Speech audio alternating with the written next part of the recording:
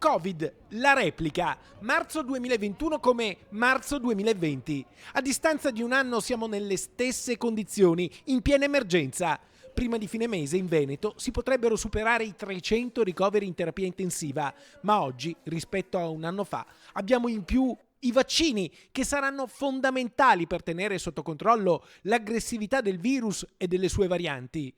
Dopo lo stop ad AstraZeneca, che vale la metà delle dosi a disposizione della Regione Veneto, la campagna di immunizzazione, che a pieno regime impiegherà 1.300 persone, oggi ha dovuto frenare, ma non si è fermata. Il prima possibile, però, dovrà ripartire, ovviamente ripartire dalla chiarezza. Il magistrato con i tecnici dovrà dimostrare nel più breve tempo possibile se c'è nesso causale tra la vaccinazione e il fatto clinico che è comparso oppure no.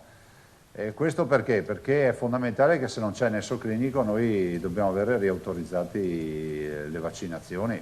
Si lavora giorno per giorno e le prospettive oggi arrivano sino alla fine delle festività di Pasqua. Allora si spera di vedere una luce in fondo al tunnel profondo e buio della pandemia.